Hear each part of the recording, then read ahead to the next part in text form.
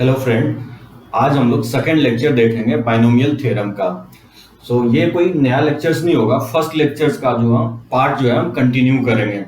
First lectures आप देखिए, उसके बाद ही सेकेंड लेक्चर्स देखेंगे, नहीं तो आपको उतना समझ में नहीं आएगा। जो भी आदमी आप नया आदमी जुड़ रहे हैं सेकेंड लेक्चर के साथ, तो वो कोशिश कीजिए फर्स्ट लेक्चर्स देखने की, क्योंकि मैं फर्स्ट का जो पार्ट है, जो रिमेनिंग पार्ट है, उसको मैं एक्सटेंड कर रहा हूँ आपको सेकेंड लेक्चर्स में। तो मैं थोड़ा सा रिकैप कर देता हूँ जो फर्स्ट लेक्चर्स में कवर अप किया था बाइनोमियल में। बाइनोमियल में स्टार्ट नहीं किया था, उससे जो रिलेटेड कुछ टर्म यूज होगा वो सब मैं आपको एक्सप्लेन कर रहा था। टर्मिनोलॉजी यूज कहाँ कहाँ होगा बाइनोमियल में और परम्यूटेशंस कॉम्बिनेशंस में, वो कंसेप्ट मैं आपको बता रहा था। पहले मैं आपको फैक्टोरियल एन बताया। फैक्टोरियल एन मैंने आपको एक्सप्लेन किया था कि व्हाट इज फैक्टोरियल एन, उसको डिनोट कैसे करते हैं, वो होता क्या है, डिफाइंड कब होगा, कब डिफाइंड नहीं होता है। फैक्टोरियल एन मैंने बताया था कि आपको product of first and natural numbers को हम लोग फैक्टोरियल एन बोलते हैं। फैक्टोरियल डिफाइंड होगा नेचुरल नंबर के लिए इंक्लूडिंग जीरो। दैट मीन्स आप बोल सकते हैं कि होल नंबर के लिए वो डिफाइंड होगा, बाकी निगेटिव इंटीजर और फ्रैक्शन के लिए डिफाइंड नहीं होगा। उसमें मैंने आपको एक प्रॉपर्टीज भी बताया था कि फैक्टोरियल एन को क्या लिख सकते हैं, n into n minus one का फैक्टोरियल। दैट मीन्स फैक्टोरियल में जब भी आप कॉमन लेते हैं एन, तो क्या होगा, फैक्टोरियल का अंदर का वैल्यू एक डिक्रीज कर जाएगा। तो फैक्टोरियल को आप इस तरह से लिख सकते हैं। तो फैक्टोरियल में मैंने आपको एक ही प्रॉपर्टीज बताया था। फिर मैं आपको सेकंड प्रॉपर्टीज एक्सप्लेन किया कि व्हाट इज एनसीआर। एनसीआर वैसे मैं आपको डिटेल में एक्सप्लेन करूंगा बाइनोमियल थ्योरम के बाद, जो हम परम्यूटेशन कॉम्बिनेशंस में देखेंगे। बाइनोमियल थ्योरम में जो एनसीआर जो है, यहाँ पे सिर्फ मैं फॉर्मूला बताने की कोशिश किया हूँ कि एनसीआर का फॉर्मूला क्या होगा। एनसीआर बहुत सारे तरीके से लिखा जाता है। देखिए, सीबीएसई एनसीईआरटी में आपको इस तरह से नोटेशन दिखेगा एनसीआर, लेकिन जो एडवांस है इस तरह से लिखता है, छोटी ब्रैकेट के अंदर एन और आर। समटाइम्स आप टेक्स्ट बुक सब में सी ब्रैकेट एन कॉमा आर भी लिखा देखेंगे। तो ज्यादातर आपको ये यूज होता है, लेकिन समटाइम्स आप ये भी देख सकते हैं और ये भी, मतलब तीनों का मीनिंग एक ही होगा। नोटेशंस डिफरेंट तरीके से लिखा जाता है एनसीआर का। एनसीआर को मैंने एक्सप्लेन किया था कि the number of ways of selecting r things out of n distinct things, उसी को नाम दिया था मैंने एनसीआर, जिसका मैंने फॉर्मूला लिखा था factorial n upon factorial r into n minus r. N को हम अपर इंडाइसिस बोलते हैं और आर को लोअर इंडाइसिस। मतलब इसका फॉर्मूला क्या होगा, अपर इंडाइसिस का फैक्टोरियल अपॉन लोअर इंडाइसिस का factorial n into difference of factorial. N और आर जो है उसमें मैंने बताया था कि n should be natural numbers, और नीचे जो है lower indices r should be whole number, और जो आर होगा वो always lesser than equal to क्या होना चाहिए, एन से। यानी आर जो है एन से एक्सीड कभी नहीं करेगा, बस बहुत बहुत इक्वल हो सकता है, यानी तो उससे लेस ही होगा। और वो पॉजिटिव इंटीजर्स होनी चाहिए, इवन जीरो भी चलेगा, यानी होल नंबर होना चाहिए आर। ठीक है, तो एनसीआर का मैंने फॉर्मूले के बताने के बाद मैं आपको एक्सप्लेन किया था कुछ प्रॉपर्टीज होता है एनसीआर का। जो फर्स्ट प्रॉपर्टीज हम लोग देखे थे कि एनसीआर जो होता है इक्वल होता है एनसी एन माइनस आर के। जैसे मैं बताया था कि आपको 5C2 इक्वल होता है 5C3 के। अगर कोई बोले कि 20C19 किसके इक्वल होगा, तो 20C19 इक्वल होगा 20C1 के, यानी एनसीआर इक्वल होगा एनसी एन माइनस आर के। काफी इंपॉर्टेंट प्रॉपर्टीज होगा, ये ज्यादातर हम लोग यूज करेंगे आपको। सेकेंड प्रॉपर्टीज मैं आपको बताया था कि एनसीएक्स इक्वल टू एनसीवाई, दो कॉम्बिनेशंस इक्वल कब होते हैं। अगर मान लीजिए अपर इंडाइसिस अगर इक्वल है, तो दो सी इक्वल उसी केस में होगा जब लोअर इंडाइसिस दोनों का क्या होना चाहिए, इक्वल होना चाहिए, यानी एक्स वाई के इक्वल होना चाहिए। लेकिन ये कोई जरूरी नहीं है कि अपर इंडाइसिस सेम है और लोअर इंडाइसिस सेम है तो ही एनसीआर जो है इक्वल होगा। एक केस में और भी इक्वल हो सकता है। किस केस में होगा, एनसीएक्स और एनसीवाई अगर इक्वल है तो लोअर इंडाइसिस, दो सी का लोअर इंडाइसिस का सम क्या होना चाहिए, अपर इंडाइसिस के इक्वल होना चाहिए, तो भी क्या हो सकता है, एनसीआर इक्वल हो सकता है। जैसे मैं आपको एक्सप्लेन किया कि 5C3 इक्वल होता है 5C2 के। ठीक है, 5C2 इक्वल होता है 5C3 के। अब देख सकते हैं अपर इंडाइसिस दोनों का इक्वल है, लेकिन इधर मैं 2 लिख रहा हूं और 3 लिख रहा हूं। लेकिन एक चीज आप गौर करेंगे इसमें, 2 और 3 का सम क्या है, 5 के इक्वल है। पहला कि एनसीआर इक्वल होता है एनसीएक्स इक्वल टू एनसीवाई, दो सी का लोअर इंडाइसिस दोनों का इक्वल है, लेकिन इधर मैं 2 लिख रहा हूं और 3 लिख रहा हूं। लेकिन एक चीज आप गौर करेंगे इसमें 2 और 3 का सम क्या है, 5 के इक्वल है। ये दो प्रॉपर्टीज आपको मैंने बताया था। पहला कि एनसीआर इक्वल होता है एनसीएन माइनस आर के, और सेकंड प्रॉपर्टीज बताया था कि आपको एनसीएक्स इक्वल एनसीवाई कब होता है। इसी प्रॉपर्टीज में और 2-3 प्रॉपर्टीज है, उसको कंटिन्यू करते हैं। तो देखिए इसमें जो थर्ड प्रॉपर्टीज होगा, थर्ड प्रॉपर्टीज में एनसीआर का जो थर्ड प्रॉपर्टीज होगा, एनसीआर प्लस एनसीआर माइनस 1, ये इक्वल होता है एन प्लस सीआर के। ये भी काफी इंपॉर्टेंट प्रॉपर्टीज होगा, मेंस में और एडवांस में काफी इस टाइप के क्वेश्चंस आते हैं। इवन आपको बोर्ड में भी इसका काफी यूजेस है। NCR plus NCR minus 1 equal होगा एन प्लस 1 सीआर। इस फॉर्मूले में क्या होगा, जो अपर इंडाइसेस है वो सेम होनी चाहिए, और जो लोअर इंडाइसेस है उसमें डिफरेंस अगर यूनिटी है, देख सकते हैं आर में से अगर आर माइनस 1 को सब्ट्रैक्ट करें तो उसका डिफरेंस क्या आएगा, 1 के इक्वल आएगा। अगर ऐसा है तो ये फिर क्या होगा, फाइनली चेंज होकर के अपर इंडाइसेस एक इंक्रीज हो जाएगा। अपर इंडाइसेस क्या होगा, एक इंक्रीज होगा, और जो लोअर इंडाइसेस में हायर है, अब बताइए आर और आर माइनस 1 में हायर कौन सा वैल्यू होगा, ऑब्वियसली आर होगा। तो जो आर और आर माइनस 1 में जो हायर होगा वो यहाँ पे आ जाएगा।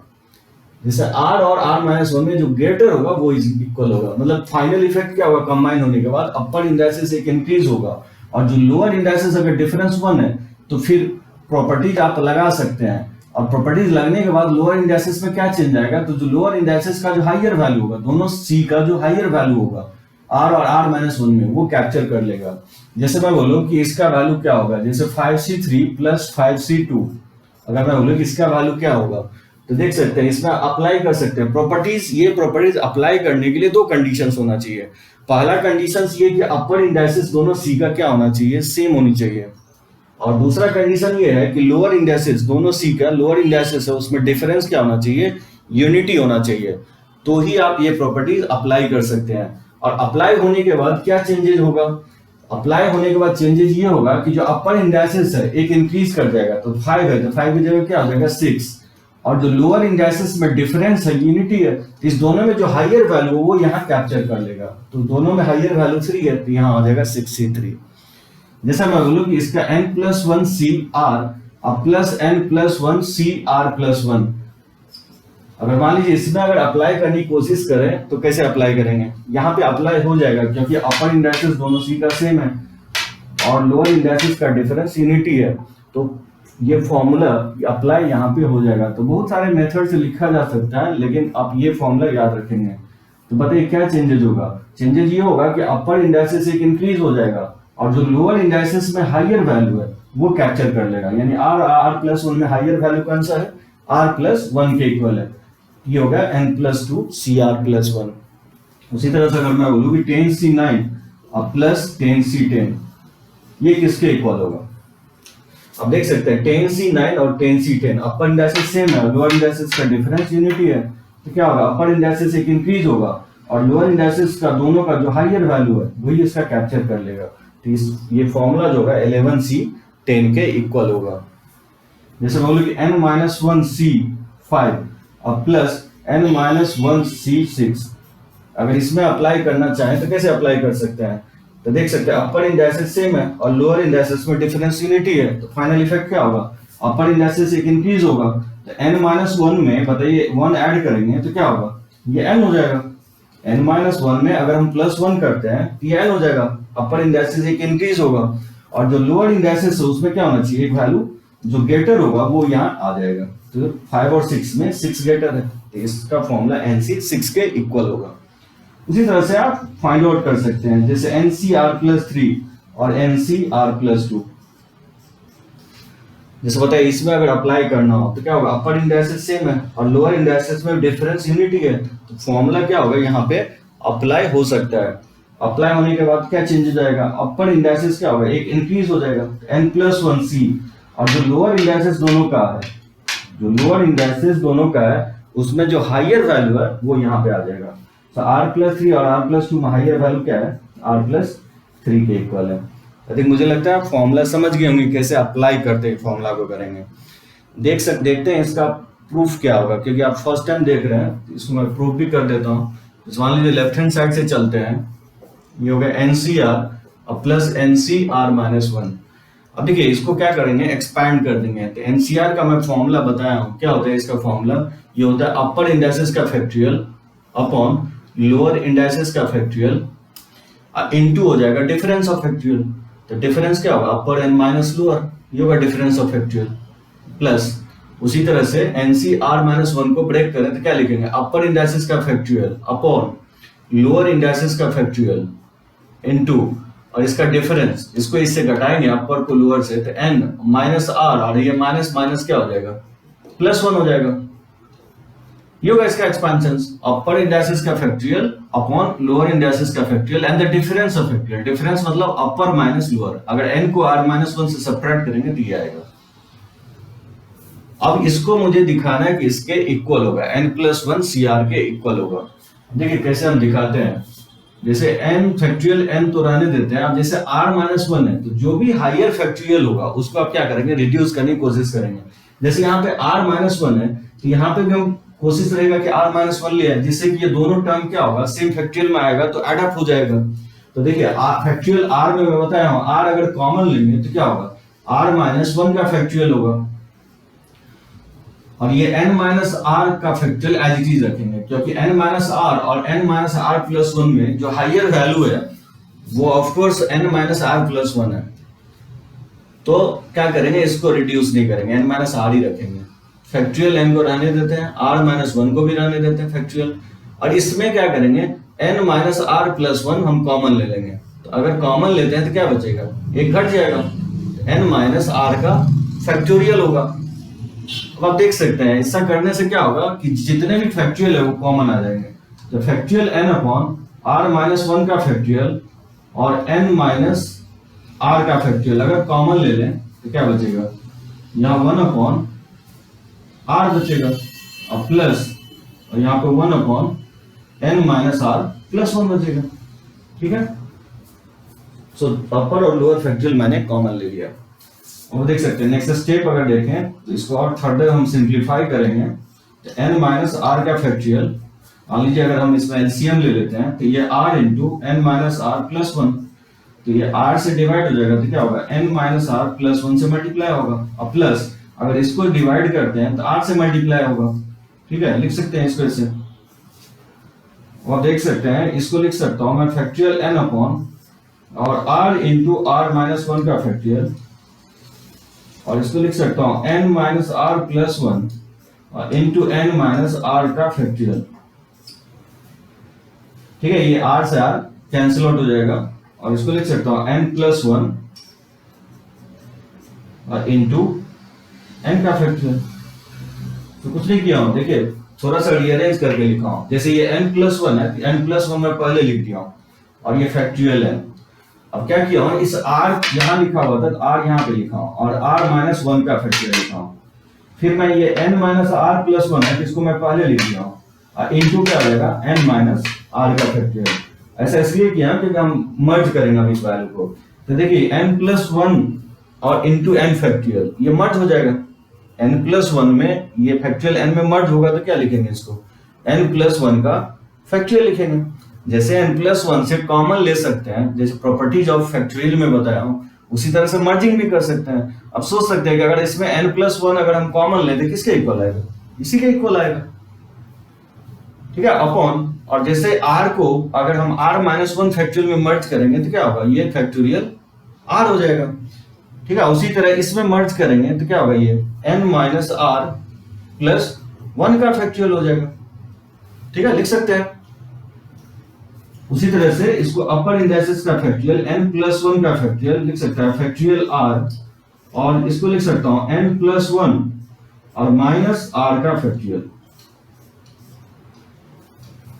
ठीक है, कोई नहीं, कुछ नहीं किया है, जस्ट रीअरेंज करके मैं लिखा हूं n+1 का फैक्टोरियल, r फैक्टोरियल और n+1 -r का फैक्टोरियल।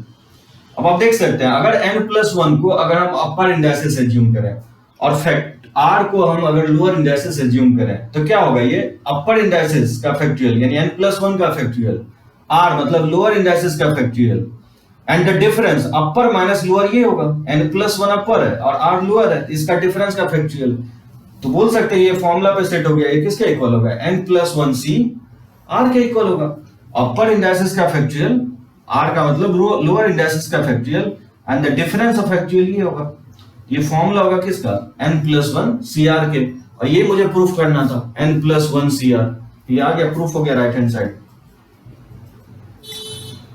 प्रूफ इसलिए कर रहा हूं क्योंकि आपको कुछ आइडिया लगे कि फैक्टोरियल कभी भी आएगा तो इसको सिंप्लीफाई करने का एक आपको मेथड भी मिल रहा है, तो काफी हेल्प करेगा क्वेश्चंस बनाने में, तो इसको आप नोट कर सकते हैं।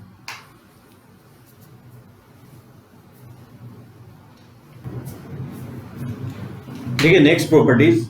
सो थर्ड प्रॉपर्टीज हो गया NCR plus NCR minus one equal होगा एन प्लस वन सीआर के। ये फोर्थ प्रॉपर्टीज, ये भी आपको काफी जगह अप्लाई होगा। जब दो सी सम में, तो हम देख लिए कि दो सी सम में कैसे कंबाइन होगा। अब हम देखते हैं कि रेशियो में जब भी आपको दिखता है रेशियो में सी, तो समझिए ये बाइनोमियल थ्योरम का क्वेश्चंस नहीं होगा, ये क्या होगा क्वेश्चंस, आपको सीक्वेंस एंड सीरीज का क्वेश्चंस होगा। हम लेते हैं इस पे कुछ क्वेश्चंस, तो ये दिमाग में बैठा लीजिए कि जब भी दो सी रेशियो में रहता है तो वो बाइनोमियल थ्योरम का क्वेश्चंस नहीं होगा, वो क्या होगा, सीक्वेंस एंड सीरीज का क्वेश्चंस होगा। तो कुछ क्वेश्चंस मैं पहले ही ले लेता हूँ सी के रेशियो पे। जब भी दो सी रेशियो में होगा, अगर एनसीआर माइनस वन है, यानी सी का अपर इंडाइसेस दोनों का सेम होना चाहिए, और अगेन इस दोनों के लोअर इंडाइसेस में डिफरेंस क्या होना चाहिए, यूनिटी होना चाहिए। जैसे मैं सम में बताया हूं, यहाँ पे भी कंडीशन ये फुलफिल होना चाहिए। तो ये अगर कंडीशन फुलफिल हो रहा है तो क्या चेंजेस आएगा, n minus are plus one by r के इक्वल होगा। ये भी इंपॉर्टेंट होगा ये फॉर्मूले। देखिए मैं इसको प्रूफ कर देता हूं कि ये आए कैसे। तो देखिए लेफ्ट हैंड साइड से अगर चले तो इसको लिख सकता हूं एनसीआर को अपर इंडाइसेस का फैक्टोरियल अपॉन लोअर इंडाइसेस का factorial and the difference of factorial. ठीक है, ये होगा एनसीआर। और एनसीआर माइनस वन क्या लिखेंगे, एनसीआर माइनस वन को हम लिख सकते हैं factorial n upon lower indices का फैक्टोरियल इनटू इसका डिफरेंस क्या होगा, अपर माइनस लोअर डिफरेंस होगा एन माइनस आर, और ये माइनस माइनस प्लस वन हो जाएगा। अगर अपर को लोअर से सब्ट्रैक्ट करेंगे तो एन माइनस आर, और माइनस जब मल्टीप्लाई होगा तो माइनस माइनस प्लस वन हो जाएगा। ये हो गया एनसीआर और ये हो गया एनसीआर माइनस वन। अब देख सकते हैं फैक्टोरियल, इसको आप इस तरह से भी लिख सकते हैं factorial n upon factorial r. Factorial r को मैं लिख सकता हूं, आर अगर कॉमन ले लें तो आर माइनस वन का factorial into n minus r, तो पहले से ही है, इसको एज इट इज लिख रहा हूं। ठीक है, और ये क्या होगा, ये ऊपर चला जाएगा, आर माइनस वन का फैक्टोरियल इंटू, और इसमें n minus are plus one common ले लें, n minus are plus one अगर कॉमन लेते हैं तो क्या बचेगा, ये घट जाएगा, एन माइनस आर का फैक्टोरियल हो जाएगा और अपॉन फैक्टोरियल एन। समझे क्या किया, जैसे ये लिखा हुआ था, ये क्या लिखा हुआ था, A by B upon C by D लिखा हुआ है, तो इसको सबसे पहले मैंने लिख दिया A by B into D by C लिख दिया। ठीक है, A by B upon C by D लिखा हुआ था, तो इसको ए बाई बी और इंटू लिख दिया डी बाई सी मल्टीप्लिकेशन के रूल से। और फिर इसमें चेंजेस क्या किया हूं, फैक्टोरियल एन तो वैसे ही रखा हूं, फैक्टोरियल आर को मैंने क्या लिखा हूं, इसमें आर मैं कॉमन ले लिया। तो जैसे फैक्टोरियल आर में आर कॉमन लेंगे तो आर माइनस वन का फैक्टोरियल होगा, और इसको मैं एज इट इज लिखा हूं, और ये वाला पार्ट क्या होगा, न्यूमरेटर में आ जाएगा, तो आर माइनस वन का फैक्टोरियल लिखा हूं, और इसमें मैंने क्या किया कि कॉमन ले लिया, N minus are plus one common ले लिया। तो जैसे ही N minus are plus one common लेंगे एक डिक्रीज होगा, तो माइनस वन करेंगे तो माइनस वन से प्लस वन कट जाएगा, ये क्या लिखेंगे, एन माइनस आर का फैक्टोरियल, और ये फैक्टोरियल एन तो एज इट इज लिख दिया हूं। ठीक है, तो ये इससे क्या होगा, आप बोलेंगे ऐसा क्यों किया है। जनरली फैक्टोरियल में मैं पहले भी बताया, जब भी लोअर हायर फैक्टोरियल है उसको हम कोशिश करते हैं रिड्यूस करके लोअर फैक्टोरियल के इक्वल है। ऐसा करने से क्या होता है कि बहुत सारे फैक्टोरियल आपस में बैलेंस हो जाता है। जैसे देखिए मैंने क्या किया कि फैक्टोरियल आर था, यहाँ आर माइनस वन था, तो आर माइनस वन को कोई चेंज नहीं किया, मैं फैक्टोरियल आर को चेंज किया क्योंकि ये हायर है ये लेसर है, तो फैक्टोरियल आर को मैंने क्या किया, रिड्यूस करके आर माइनस वन के फैक्टोरियल के टर्म में लिखा। ऐसे बेनिफिट ये होगा कि इससे ये टर्म बैलेंस हो जाएगा, और n माइनस आर का फैक्टोरियल से n माइनस आर का फैक्टोरियल बैलेंस हो जाएगा, और फैक्टोरियल n से फैक्टोरियल n बैलेंस हो जाएगा। तो क्या बचेगा, न्यूमरेटर में n minus are plus one बच जाएगा और डिनोमिनेटर में r हो जाएगा, और ये मुझे प्रूफ करना था। ठीक है, तो ये फोर्थ प्रॉपर्टीज होगा। उसी तरह से देखते हैं फिफ्थ प्रॉपर्टीज।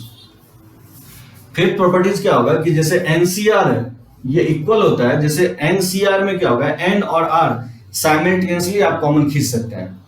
अगर एन और आर में साइमल्टेनियसली कॉमन खींचेंगे तो एन बाई आर ये हो जाएगा n C r minus one. ऐसा नहीं होगा कि न्यूमरेटर से कॉमन ले लें डिनोमिनेटर से ले नहीं ले, नहीं है, जब आप कॉमन लेंगे तो साइमल्टेनियसली ही कॉमन लेना पड़ेगा, ये प्रॉपर्टीज है। अब जैसे मान लीजिए फिर से इसमें कॉमन ले तो n बाई आर, इसको लिख सकते हैं n minus one r minus one, तो क्या होगा n minus two C r minus two, इस तरह से लिखते जाएंगे। फिर से अगर कॉमन लेते हैं तो n by r into n minus one C r minus one, sorry n minus one upon r minus one, और इसमें फिर से अगर कॉमन लेते हैं तो n minus two upon r minus two common लेंगे तो क्या बचेगा n minus three C r minus three, फिर एक घट जाएगा। इस तरह से अगर फाइंड आउट करते जाएंगे तो ये फॉर्मूला क्या होगा n by r n minus one by r minus one, n minus two by r minus two, dot dot dot, ये हो जाएगा n minus r minus one upon ये वन हो जाएगा। ठीक है, इस तरह से डिक्रीज करते जाएंगे तो n minus r minus one by one हो जाएगा। ये डिक्रीज होकर के फैक्टोरियल r के इक्वल हो जाएगा, और ये n into n minus one, n minus two, n minus, ये मैं फॉर्मूला पहले भी लिखवाया आपको जब मैं एनसीआर डिफाइन किया था। ठीक है, तो इस फॉर्मूले में जो है क्या करेंगे, अपर और लोअर कोई एक कॉमन नहीं लेंगे, जब भी कॉमन लेंगे तो दोनों से कॉमन लेंगे, n और r दोनों से कॉमन लेंगे, और जैसे ही कॉमन लेंगे तो फाइनल इफेक्ट क्या होगा, सी में दोनों में से वन डिक्रीज हो जाएगा। अब देखिए n माइनस वन और r माइनस वन फिर से कॉमन लिए तो फिर एक डिक्रीज कर जाएगा, फिर से अगर कॉमन लेंगे तो फिर एक डिक्रीज कर जाएगा। इस तरह से कॉमन लेते जाएंगे तो ये n minus r minus one बचेगा और नीचे वन बच जाएगा। यहाँ पे आप देख सकते हैं, ये बोलेंगे कि लास्ट कैसे हम लिख रहे हैं, तो जैसे कि यहाँ पे अगर देखें यहाँ वन है और यहाँ क्या हो रहा है, r में एक घट रहा है, तो यहाँ पे अगर r माइनस वन लिख रहे हैं तो r में r माइनस वन घटेगा तो क्या होगा, ये वन के इक्वल होगा। तो ये एनसीआर का फॉर्मूला भी होता है, जो एनसीआर को एक्सपेंडेड फॉर्म में लोग इसको ऐसे भी लिखता है, n minus one, n minus two से लेकर के n minus r minus one upon और 1 2 3 4 5 अप टू r तक क्या लिखेंगे, इसको फैक्टोरियल r भी लिख सकते हैं। वैसे आपको इससे ये आपको याद होना चाहिए, ये फॉर्मूला काफी यूज होगा कि n बाई आर हम कॉमन ले सकते हैं इससे। ठीक है, ये वाला फॉर्मूला ये इंपॉर्टेंट होगा। तो देखिए इसको मैं प्रूफ कर देता हूँ ये आया कैसे। जैसे मान लीजिए लेफ्ट हैंड साइड से चलते हैं कि एनसीआर को क्या लिख सकते हैं, एनसीआर को हम लिख सकते हैं अपर इंडाइसेस का फैक्टोरियल अपॉन लोअर इंडाइसेस का factorial and the difference of factorial, ये होगा एनसीआर का वैल्यू। अब हम क्या करेंगे, अगर इसके इक्वल लाना है तो इसमें आप कॉमन ले लीजिए। तो बताइए फैक्टोरियल n में अगर n कॉमन लेंगे तो लिख सकता हूँ n माइनस वन का फैक्टोरियल और अपॉन, और r में फैक्टोरियल r में r कॉमन ले लेंगे, तो फैक्टोरियल r में अगर r कॉमन लेते हैं तो क्या होगा, r into r minus one का फैक्टोरियल हो जाएगा। और इसमें भी आप क्या करेंगे, इसमें कॉमन नहीं लेते हैं, इसमें रहने देते हैं ऐसे ही, तो n माइनस r का फैक्टोरियल। अब देख सकते हैं इसको थोड़ा सा क्या करना है, रीअरेंज करके आपको लिखना है। इसको लिख सकते हैं n बाय r और n माइनस वन का factorial upon r minus one का फैक्टोरियल, और n माइनस r को मैं ऐसे लिख सकता हूं n माइनस वन और माइनस r माइनस वन का फैक्टोरियल। ठीक है, ब्रैकेट का यूज कर रहा हूं, मतलब ये टोटल पे फैक्टोरियल है, यहां से यहां तक टोटल पे फैक्टोरियल है, तो कोई फर्क नहीं पड़ेगा क्योंकि माइनस माइनस क्या हो जाएगा, प्लस वन हो जाएगा, और minus one plus one cancel out होकर के ये किसके इक्वल होगा, n माइनस r के इक्वल होगा। अब यहाँ पे देख सकते हैं अगर n माइनस वन को अगर हम अपर इंडाइसेस से अज्यूम करें और r माइनस वन को अगर हम लोअर इंडाइसेस से अज्यूम करें तो क्या होगा, अपर इंडाइसेस का फैक्टोरियल लोअर इंडाइसेस का factorial and upper minus lower यानी डिफरेंस ऑफ फैक्टोरियल। लेकिन इसको लिख सकते हैं इक्वल होगा n बाय r, तो पहले से ही है, और इसको लिख सकते हैं n minus one cn cr minus one के इक्वल होगा। तो ये जो होगा एक्सपेंशन होगा किसका, n माइनस वन सी r माइनस वन का एक्सपेंडेड फॉर्म होगा। तो देख सकते हैं इसी के इक्वल होगा ये। इसी तरह से इससे ये ले आ सकते हैं, इससे ये टोटल ये प्रूफ आप कर सकते हैं। ये टोटल कितना हो गया, ये टोटल 5 प्रॉपर्टीज हो गया जो काफी यूज होगा, इसमें हम लोग बाइनोमियल में देखेंगे। एक और प्रॉपर्टीज आप देख सकते हैं इसमें, जैसे ये प्रॉपर्टीज क्या होगा, 6 if n and r are relatively prime, relatively prime किसको बोलते हैं, रिलेटिवली प्राइम। वैसे दो नेचुरल नंबर जिसका एचसीएफ क्या होना चाहिए, 1 होना चाहिए, तो वैसे दो नंबर को हम लोग बोलते हैं रिलेटिवली प्राइम, यानी तो इन अदर वर्ड्स इसको को प्राइम भी कहा जाता है। तो दो नंबर को प्राइम या रिलेटिवली प्राइम कब होगा, वैसे दो नेचुरल नंबर जिसका एचसीएफ क्या होना चाहिए, 1 होना चाहिए। जैसे एग्जांपल अगर लें तो 3 5, जैसे 9 ले सकते हैं, 4 ले सकते हैं, तो कोई जरूरी नहीं है कि प्राइम होना चाहिए, मतलब कंपोजिट भी नंबर हो सकता है। दो कंपोजिट नंबर का भी एचसीएफ 1 हो सकता है। जैसे मैं एग्जांपल कोट किया हूं 9 and 4, 9 एक कंपोजिट नंबर है, 4 भी एक कंपोजिट नंबर है, लेकिन इस दोनों का जब आप एचसीएफ निकालेंगे तो 1 होगा। एचसीएफ क्या होगा? Highest common factor. तो 9 में और 4 में जो हाईएस्ट कॉमन फैक्टर होगा वो 1 के इक्वल होगा। तो समझ गए होंगे रिलेटिवली प्राइम किसको बोलते हैं, ये बेसिक में हम लोग कवर किया है। तो वैसे दो नंबर जो रिलेटिवली को प्राइम है, then NCR is divisible by n। मतलब n और r अगर दो नंबर ऐसा है जो रिलेटिवली को प्राइम है तो NCR क्या होगा? n से ऑलवेज डिविजिबल होगा। ये भी प्रॉपर्टीज हम लोग यूज करेंगे बाद में बाइनोमियल के एक्सपेंशंस में। अब देखिए कैसे होगा, जैसे, लेकिन हाँ ध्यान ये रखना कि इसका कन्वर्स ट्रू नहीं होगा। तो कन्वर्स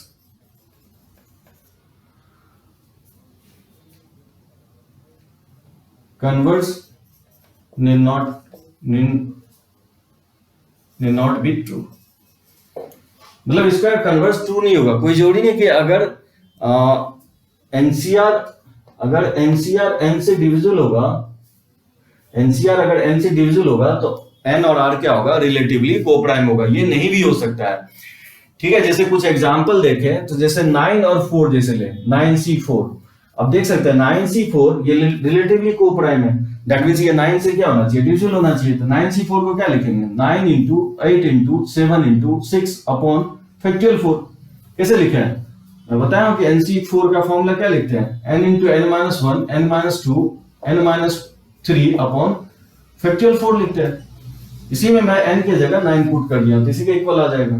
तो 9 इंटू 8 इंटू 7 इंटू 6 और फैक्टोरियल 4 क्या होता है? 4 इंटू 3 इंटू 1, ठीक है। इसको अगर कैंसिल आउट करेंगे तो 4 और 2 8 से कैंसिल आउट हो जाएगा और 3 ये 2।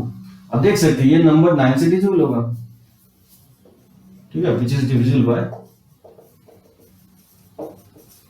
तो मैं क्या एक्सप्लेन करने की कोशिश कर रहा हूं? मैं एक्सप्लेन ये कर रहा हूं कि n और r अगर कोई कोप्राइम है या रिलेटिवली प्राइम है, कोप्राइम को हम लोग रिलेटिवली प्राइम बोलते हैं, तो NCR क्या होगा? ऑलवेज क्या होगा? n से डिविजिबल होगा। लेकिन कोई जरूरी नहीं है कि NCR अगर n से डिविजिबल है तो n और r रिलेटिवली कोप्राइम होना ही चाहिए, नहीं भी हो सकता है, ठीक है। तो ये प्रॉपर्टीज टोटल 6 प्रॉपर्टीज है आपको जो काफी यूज होगा बाइनोमियल एक्सपेंशंस में। तो इस पे जो है ये प्रॉपर्टीज आपको ध्यान रखना है। पहला प्रॉपर्टीज बताया हूं आपको, NCR इक्वल होता है NCn माइनस r के। सेकेंड प्रॉपर्टीज मैंने आपको क्या बताया? सेकेंड प्रॉपर्टीज बताया कि NCX अगर NCY के इक्वल है तो आइदर लोअर इंडाइसेस इक्वल होना चाहिए, x y के इक्वल होना चाहिए, नहीं तो लोअर इंडाइसेस का सम n के इक्वल होना चाहिए, यानी x प्लस y n के इक्वल होना चाहिए। और आज मैं स्टार्ट किया थर्ड प्रॉपर्टी से कि NCR प्लस NCR माइनस 1, अगर दो C को ऐड करना हो तो कैसे ऐड करेंगे, ये आपका मैं थर्ड प्रॉपर्टीज बताया। फोर्थ में मैं आपको एक्सप्लेन किया हूं कि NCR अपॉन NCR माइनस 1 क्या होगा। अभी जस्ट मैं रब किया हूं, NCR अपॉन NCR माइनस 1 किसके इक्वल होगा? तो n minus r plus 1 by r के इक्वल होगा। और जो फिफ्थ प्रॉपर्टीज बताया हूं, NCR में आप साइमल्टेनियसली n और r कॉमन ले सकते हैं, किसी एक को नहीं ले सकते हैं, दोनों को एक साथ ही लेना पड़ेगा। तो फाइनल इफेक्ट क्या होगा? जो C है, C का अपर और लोअर इंडाइसेस एक डिक्रीज हो जाएगा, ठीक है। और सिक्स्थ प्रॉपर्टी ये बता रहा हूं कि NCR n से डिविजिबल कब होगा? NCR n से डिविजिबल तभी होगा जब n और r रिलेटिवली कोप्राइम होना चाहिए, ठीक है। इसको नोट कीजिए आप।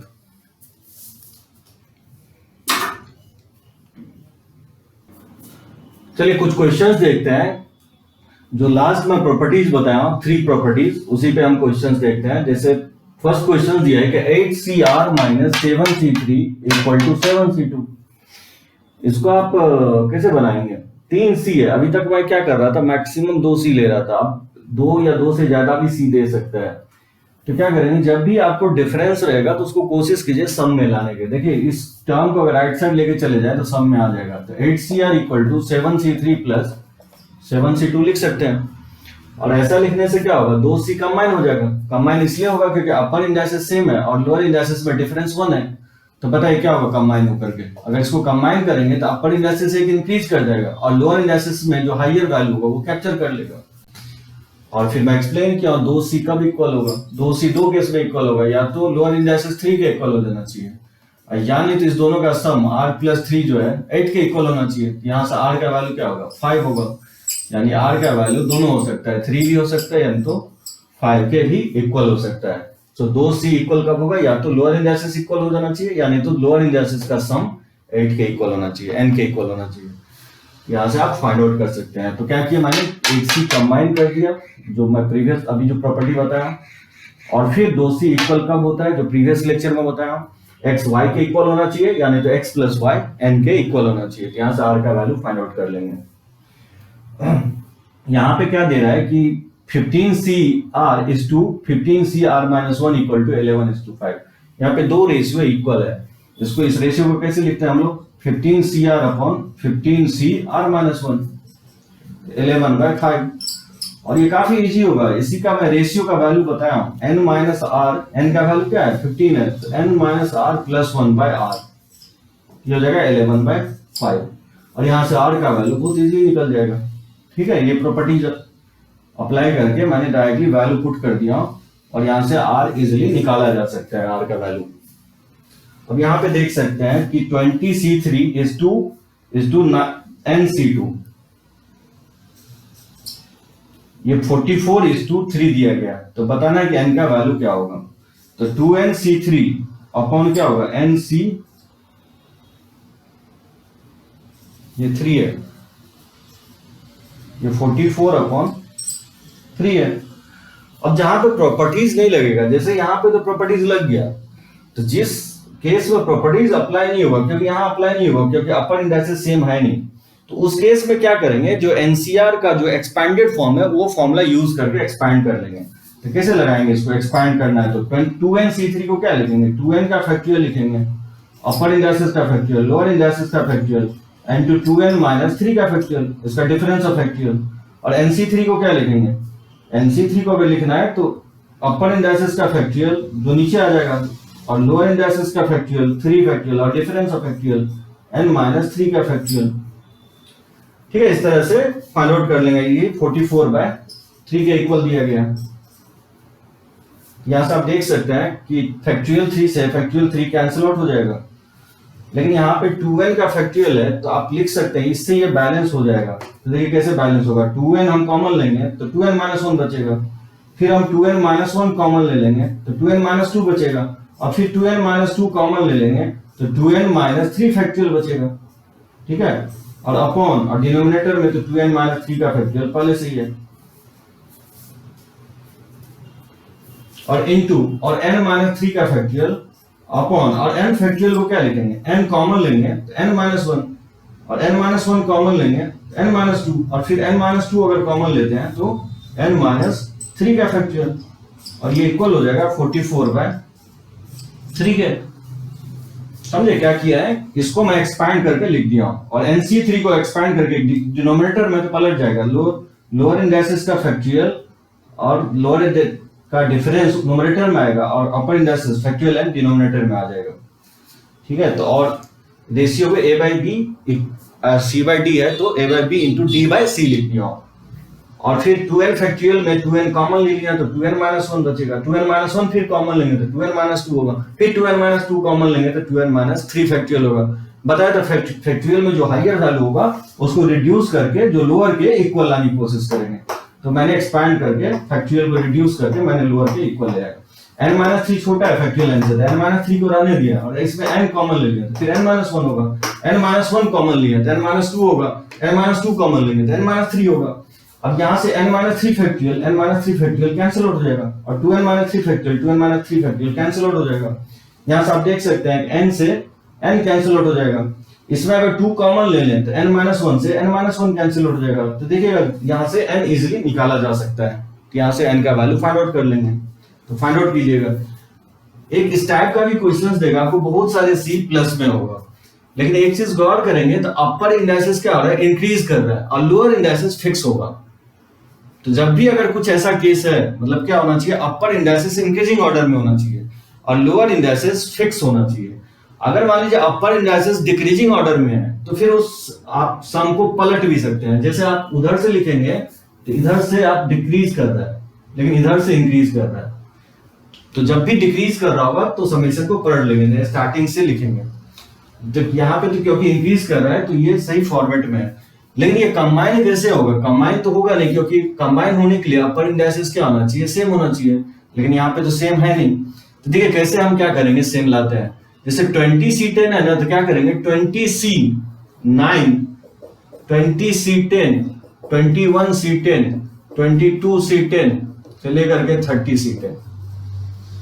तो क्या किया मैंने, 20C9 मैंने ऐड कर दिया। तो 20C9 ऐड करेंगे तो बैलेंस करने के लिए 20C9 सब्ट्रैक्ट करना पड़ेगा। अब बोलेंगे ऐसा क्यों किया है? आप देख सकते हैं, अगर ऐसा करेंगे तो ये इससे कंबाइन हो जाएगा, क्योंकि 20C9 है, ठीक है। 20C9 मैंने ऐड और सब्ट्रैक्ट कर दिया फर्स्ट स्टेप में, कुछ नहीं किया, और ऐसा करने से ये फॉर्मूला पे सेट हो गया। देख सकते हैं अपर इंडाइसेस सेम है और लोअर इंडाइसेस में डिफरेंस यूनिटी के इक्वल है। तो अप्लाई होने के बाद क्या होगा, अपर इंडाइसेस एक इंक्रीज हो जाएगा और लोअर इंडाइसेस जो हायर वैल्यू है वो कैप्चर कर लेगा, तो 21C10 हो जाएगा। और ये वाला तो एज इट इज रहेगा 21C10। नहीं, आप यहाँ 11 लिखेंगे, 9 नहीं लिखेंगे, 11 लिखेंगे। अब देख सकते हैं 11 क्यों लिखेंगे, तो ही जाके कंबाइन होगा। या तो आप इससे 10 से लोअर नहीं लिखेंगे, 10 से एक वैल्यू हायर लिखेंगे। तो 20C11 ऐड कर देंगे और 20C11 सब्ट्रैक्ट कर देंगे। तो जब आप इसको कंबाइन करेंगे तो क्या होगा, कंबाइन होने के बाद अपर इंडाइसेस एक इंक्रीज कर जाएगा और दोनों में जो हायर होगा वो कैप्चर करेगा। और फिर 21C10 तो एज इट इज रहेगा और 22C10 एज इट इज रहेगा, से लेकर के 30C10 और माइनस 22C11। ठीक है, तो ये ध्यान रखना है कि जब भी आप ऐड और सब्ट्रैक्ट कर रहे हैं तो इसका लोअर इंडाइसेस का एक हायर लेना है और अपर इंडाइसेस तो वही लेना है जो इसका है। इससे क्या होगा, कंबाइन होने के बाद 11 होगा, और ऐसा करने से क्या होगा, इससे अब ये फिर कंबाइन हो जाएगा। देख सकते हैं अपर इंडाइसेस सेम है और लोअर इंडाइसेस का डिफरेंस यूनिटी है। तो जब इसको हम कंबाइन करेंगे तो क्या होगा, अपर इंडाइसेस एक इंक्रीज हो जाएगा और लोअर इंडाइसेस क्या होगा, हायर जो वैल्यू होगा वो कैप्चर कर लेगा। तो 22C11 हो जाएगा और इसको तो एज इट इज रखेंगे 22C10 से लेकर के प्लस 30C10 माइनस 20C11। ठीक है, अब आप देख सकते हैं हो क्या रहा है, फिर अब इससे कंबाइन हो जाएगा। तो बेसिकली फाइनल चेंजेस क्या हो रहा है, जब हम ये कंबाइन कर रहे हैं तो इसमें क्या चेंज हो रहा है, 21 के जगह 22 आ गया और 10 के जगह 11 आ गया। अब यहाँ पे देख सकते हैं, यहां जब कंबाइन हुआ है तो क्या चेंज आया है, इसमें और इसमें क्या चेंज हुआ है, 20 के जगह 21 हो गया और 10 के जगह 11 हो गया। यानी कि जिसको हम कंबाइन कर रहे हैं तो उसमें चेंजेस क्या हो रहा है कि अपर एक इंक्रीज कर जा रहा है, 20 की जगह 21 हो जा रहा है और 10 की जगह एक बढ़ जा रहा है। तो जब बताइए, जब हम इसको कंबाइन किए तो वही हो रहा है, 21 की जगह 22 हो रहा है और 10 की जगह 11 हो जा रहा है। इस तरह से अगर हम कंबाइन करते गए तो अगर लास्ट कंबाइन करेंगे तो क्या होगा, 30 की जगह 31 हो जाएगा और 10 की जगह 11 हो जाएगा और माइनस 20C11 तो पहले से ही है। ये इसका आंसर होगा, ये इसका आंसर होगा। इस तरह से कंबाइन कर सकते हैं बहुत सारे सी को। जैसे कि ये क्वेश्चंस एडवांस में आया था, ये क्वेश्चंस एडवांस में पूछा था कि एनसीआर, इसको एनसीआर रीड करते हैं, NCR plus twice NCR minus 1 plus NCR minus 2 किसके इक्वल होगा। इसको क्या लिखेंगे, NCR plus twice NCR minus 1 plus NCR minus 2, बताना है कि किसके इक्वल होगा।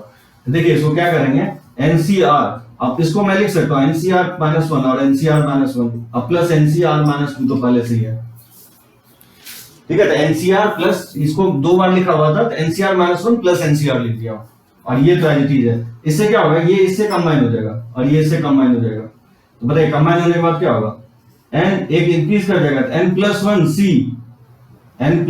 सी और दोनों में जो हाइयर है आर और आर माइनस 1 में हाइयर कौन सा होगा, आर होगा, प्लस और इसको कंबाइन करेंगे तो क्या होगा, एन प्लस 1 सी और दोनों में जो हाइयर है आर माइनस 1 आर माइनस 2 में हाइयर क्या है, आर माइनस 1 है। और फिर से आप देख सकते हैं ये से कंबाइन हो जाएगा क्योंकि अपर इंडाइसेस सेम है और लोअर इंडाइसेस में डिफरेंस 1 के इक्वल है। तो जब हम इसको कंबाइन करेंगे तो क्या होगा, अपर इंडाइसेस एक इंक्रीज कर जाएगा, तो n प्लस 2 और c और दोनों में जो हाइयर है r हो जाएगा। ये इसका आंसर होगा। ठीक है, ये n प्लस 2 है, n प्लस 2 cr,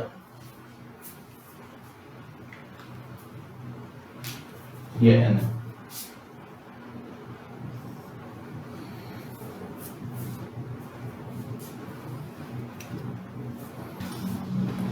चलिए देखते हैं कुछ और क्वेश्चंस। जैसे summation of r equal to 1 to 10 r into nCr upon nCr minus one. तो ये सिग्मा मैं आपको सीक्वेंस सीरीज में बताया हूँ, आपको एक्सप्लेन किया हूँ सिग्मा का मतलब क्या होता है। आर अगर 1 रखेंगे तो पहला टर्म आएगा, प्लस आर अगर 2 रखते हैं तो इसका सेकंड टर्म आएगा। इसमें कितने टर्म है? 10 टर्म है। अब देखिए जैसे ही आपको दिखता है क्वेश्चन, सी क्या है, दोनों ही क्वेश्चन सिमिलर है, सी रेशियो में मैं लिया। तो मैं पहले भी कमेंट किया हूं, जब भी आपको सी रेशियो में तो समझिए सीक्वेंस एंड सीरीज का क्वेश्चन है, बाइनोमियल थ्योरम का क्वेश्चन नहीं होगा। तो कैसे फाइंड आउट करेंगे इसको?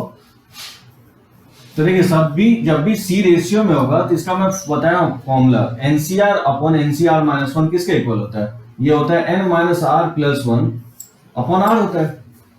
और इससे क्या होगा कि आर से आर ये कैंसिल आउट हो जाएगा, तो summation of r equal to 10 और ये हो जाएगा n plus one minus r. और क्या कर सकते हैं, एन प्लस वन ये 10 हो जाएगा, एन प्लस वन और minus summation of r, r equal to 1 to 10। अब जैसे n प्लस वन तो कांस्टेंट होगा तो इसको आउटसाइड ले लेंगे, तो r इक्वल टू 1 टू 10 ये 1 हो जाएगा। और सम ऑफ नेचुरल नंबर ये जानते हैं n plus one by two होता है, n into N plus one by two. Sum of natural number 1 plus 2 plus 3 और समेशन ऑफ 1 क्या होगा, 1 1 1 1 1 10 बार है तो n हो जाता है, यानी ये 10 हो जाएगा। इसको सॉल्व करेंगे तो ये 11 होगा, ये 5 और 11 5 जाए 55 हो जाएगा। अगर 10 से मल्टीप्लाई कर देते हैं तो 10n प्लस 10 और माइनस 55, ये हो जाएगा 10n माइनस 45। ठीक है, 10n माइनस 45, तो ये इसका आंसर होगा, ए ऑप्शन होगा इसका आंसर। ठीक है, तो n प्लस वन को मैंने दो पार्ट में ब्रेक कर दिया, n प्लस वन में सिग्मा लगा दिया और r में सिग्मा लगा दिया। और n प्लस वन क्योंकि सिग्मा के लिए कांस्टेंट होगा, सिग्मा के लिए वेरिएबल क्या है, r है, यहाँ तो r तो है नहीं, इसलिए n प्लस वन को मैंने सिग्मा के आउटसाइड ले आया हूँ। और फिर समेशन ऑफ वन जो होता है n होता है, तो n का वैल्यू यहाँ 10 है और ये होता है sum of natural number. Sequence series में हम लोग देखे हैं n into N plus one by two के इक्वल होता है, तो यहाँ से आप फाइंड आउट कर सकते हैं। थोड़ा सा देखिए सेकंड क्वेश्चन, थोड़ा सा बिट चेंज ये है कि यहाँ पे दो ही सी रेशियो में है, यहाँ पे मैं सम में दे दिया हूँ। तो क्या करेंगे, सम वाला प्रॉपर्टी यूज कर लेंगे जब भी सम में है, तो इसको लिख सकते हैं एनसीआर अपॉन, अब बताइए इसमें सम वाला प्रॉपर्टी यूज करेंगे तो क्या होगा, अपर इंडेक्सेस सेम है, लोअर इंडेक्सेस का डिफरेंस यूनिटी है, तो सम वाला प्रॉपर्टीज अप्लाई हो सकता है। तो अप्लाई होने के बाद क्या होगा, अपर इंडेक्सेस एक इंक्रीज हो जाएगा और लोअर में जो हाईयर वैल्यू है वो कैप्चर होगा, तो ये r प्लस वन हो जाएगा। अब आप देख सकते हैं इसको, इसमें तो ये वाला प्रॉपर्टी लगेगा नहीं, तो क्या करेंगे, एक काम कर सकते हैं, r equal to 0 to n minus one, इसको रहने देते हैं एनसीआर। और डिनोमिनेटर में क्या कीजिए, n plus one r plus one common खींच लीजिए। अगर n plus one bye r plus one common खींचेंगे तो एनसीआर में क्या होगा, दोनों एक डिक्रीज कर जाएगा ये वाले प्रॉपर्टी से। एनसीआर जो बताया क्या होता है, n बाय r अगर कॉमन लेते हैं तो n minus one cr minus one हो जाएगा, जो लास्ट प्रॉपर्टीज बताया। तो उसी तरह मैंने क्या किया, n प्लस वन और r प्लस वन कॉमन ले लिया, तो एक इंडेक्सेस डिक्रीज हो जाएगा। और ऐसा करने से क्या होगा, एनसीआर से एनसीआर ये कैंसिल आउट हो जाएगा, तो इसको लिख सकते हैं ये इक्वल होगा summation of r equal to 0 to n minus one. और यहाँ आप देख सकते हैं ये न्यूमरेटर में चला जाएगा r प्लस वन, तो r प्लस वन बाय हो जाएगा ये n प्लस वन। ठीक है, और n प्लस वन तो कांस्टेंट है, तो n प्लस वन को आउटसाइड ले लेंगे, तो summation of r equal to 0 to n minus one, ये हो जाएगा r प्लस वन। तो बताइए इसको अगर एक्सपैंड करेंगे तो क्या होगा, अगर इसको एक्सपैंड करेंगे 0 रखेंगे तो 1 आएगा, अगर इसमें 1 पुट करते हैं तो 2 आएगा, 3 आएगा। इस तरह से अगर n माइनस वन रखते हैं r की जगह क्या होगा, n minus one plus one, ये n के इक्वल हो जाएगा। तो लास्ट टर्म इसमें n हो जाएगा, तो 1 से शुरू हो रहा है और n पे खत्म हो रहा है। तो सम ऑफ नेचुरल नंबर ये हम लोग सीक्वेंस सीरीज में देखे हैं, n into N plus one by two के इक्वल होता है, और n प्लस वन से n प्लस वन कैंसिल हो जाएगा, तो ये वैल्यू क्या होगा, n बाय टू के इक्वल होगा। इसका आंसर ए ऑप्शन होगा। इस टाइप के क्वेश्चंस आप देखेंगे, आपको कॉम्बिनेशन चैप्टर में मिलेगा इस टाइप का क्वेश्चंस। परम्यूटेशन एंड कॉम्बिनेशंस में जो टेक्स्ट बुक आप खोलेंगे, कॉम्बिनेशंस एक्सरसाइज 1 में बहुत सारे क्वेश्चंस आपको मिलेंगे। ये क्वेश्चंस को अगर आप मिले टाइम तो बनाएंगे, तो लिख सकते हैं इसको।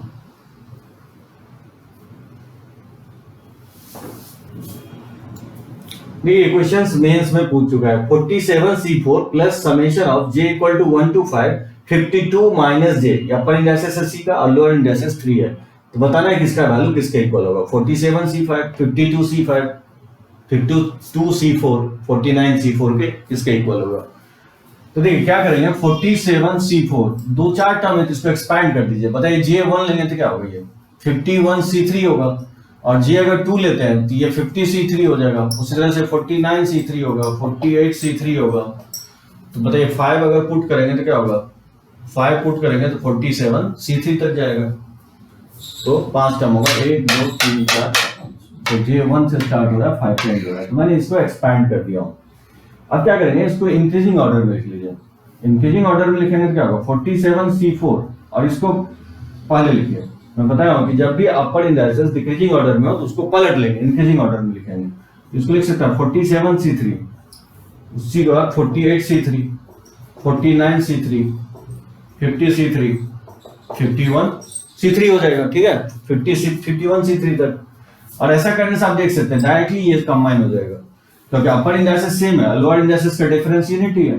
तो बताइए इसको कंबाइन करेंगे तो क्या होगा, 48C जो हायर इंडाइसेस होगा 4 हो जाएगा। और उसी तरह से 48C3 तो पहले से ही है, और 49C3, उसी तरह से 50C3 और 51C3। फिर देख सकते हैं इसको इसके साथ कंबाइन हो जाएगा, क्योंकि अपर इंडाइसेस सेम है, इसका डिफरेंस लोअर का डिफरेंस यूनिटी है। तो क्या होगा, चेंज होने के बाद अपर इंडाइसेस एक इंक्रीज हो जाएगा, 48 की जगह 49 हो जाएगा, और lower indices higher value capture करेगा यानी 4 हो जाएगा। और ये 49C3 तो एज इट इज रहेगा, उसी तरह से 50C3, 51C3। अब आप पूरा या तो कंबाइन कीजिए या तो नहीं। आप देख सकते हैं कि बेसिकली जब हम कंबाइन कर रहे हैं, जैसे इसको कंबाइन किए तो क्या चेंजेस आया, इसमें चेंजेस ये आया है कि 48 की जगह 49 हो गया और 3 की जगह एक इंक्रीज कर दिया। यहाँ पे भी ऐसा ही हो रहा है, 47C3 जब कंबाइन हो रहा है इसके साथ, इसमें क्या चेंज हो रहा है, ये चेंज हो रहा है 47 की जगह 48 हो गया और 3 की जगह 4 हो गया। तो बोल सकते हैं कि इसमें और इसमें जो चेंजेस हुआ है उसी तरह लास्ट में भी चेंज होगा, क्योंकि 48 की जगह 49 आ गया, अपर इंडाइसेस एक बढ़ गया और लोअर इंडाइसेस भी एक बढ़ गया, यानी दोनों इंक्रीज हो गया। तो जब हम लास्ट कंबाइन करेंगे, इस तरह से कंबाइन करते जाएंगे, ठीक है, तो कंबाइन करते जाएंगे तो लास्ट में क्या होगा, जब हम कंबाइन करेंगे तो 51 की जगह 52 हो जाएगा और 3 की जगह 4 हो जाएगा। ये होना चाहिए, 52C4 हो जाएगा।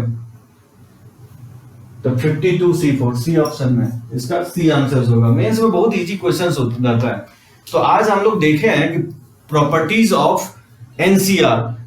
सो बेसिकली ये टर्मिनोलॉजी हो गया जो काफी बेनिफिशियल होगा बाइनोमियल में भी और परम्यूटेशन कॉम्बिनेशंस में भी। अभी मैं स्टार्ट नहीं किया बाइनोमियल थ्योरम, बाइनोमियल का मैं जस्ट ओवरव्यू दे रहा था कि बाइनोमियल में यूजेस क्या क्या होने वाला है। यहां तक आप देखेंगे। इसका क्वेश्चंस अगर बनाना है तो कॉम्बिनेशन चैप्टर में, permutation and combinations text book में आप देखेंगे बहुत सारे क्वेश्चंस मिलेंगे इस टाइप के। तो जो भी थ्योरेटिकल क्वेश्चंस है, जो भी लैंग्वेज बेस्ड है, उसको छोड़ देंगे फिलहाल। जो भी आपको लिखा हुआ जो रिलेशन, जिस टाइप का क्वेश्चंस मैं बोर्ड पे लिया हूं, वो क्वेश्चंस आपको बहुत सारे मिलेंगे, तो उससे आप बना सकते हैं। नेक्स्ट लेक्चर से जो थर्ड लेक्चर हम स्टार्ट करेंगे, बाइनोमियल स्टार्ट करेंगे, बाइनोमियल एक्सपेंशंस। और उसमें देखेंगे बहुत सारे बाइनोमियल एक्सपेंशंस होता है, 2 टाइप होते हैं, पॉजिटिव इंडेक्स के लिए अलग होता है, नेगेटिव इंडेक्स के लिए अलग होता है। तो नेक्स्ट लेक्चर से थर्ड लेक्चर हम स्टार्ट करेंगे।